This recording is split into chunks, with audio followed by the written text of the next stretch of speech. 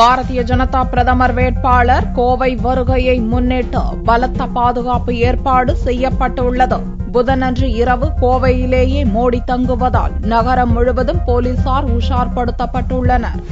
தமிழகத்தில் 2 நாள் பிரச்சாரம் மேற்கொள்ளும் பாரதிய ஜனதா பிரதமர் வேட்பாளர் நரேந்திர மோடி புதனன்று கோவையில் நடக்கும் தேர்தல் பிரச்சார பொதுக்கூட்டத்தில் கலந்து கொள்கிறார். கோவை கொடிசியா மைதானத்தில் நடக்க இருக்கும் இந்த கூட்டத்திற்கான ஏற்பாடுகள் துரிதமாக நடந்து வருகிறது.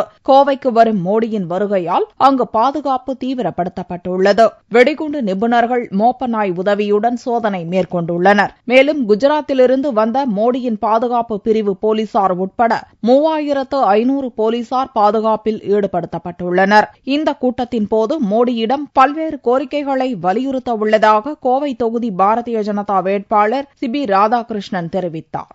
மோடி அவர்களிடத்திலே இந்த பகுதியினுடைய தேவைகளை எல்லாம் எடுத்து வைத்திருக்கின்றோம். குறிப்பாக மத்திய தொகுப்பிலிருந்து அதிக மின்சாரத்தை எவ்வளவு விரைவாக கொண்டு வந்து சேர்க்க முடியுமோ அந்த அளவிற்கு நேஷனல் பவர் கிரிட்டை வலுப்படுத்த வேண்டும் என்ற கோரிக்கையை வைத்திருக்கிறோம். பல காலமாக பேசப்பட்டு மட்டுமே வருகின்ற அவனாசி அத்திக்கடவு திட்டம், நல்லாறு ஆனமலையாறு திட்டங்கள் விரைவில் நிறைவேற்றப்பட வேண்டும் என்பதை அதனுடைய அவசியத்தை அவர்களிடத்தில் விளக்கி இருக்கிறோம். விசைத்தறி தொழிலை மேலும் நவீனப்படுத்துவதற்கு வங்கிகள் உதவ வேண்டும் என்று சொல்லியிருக்கிறோம்.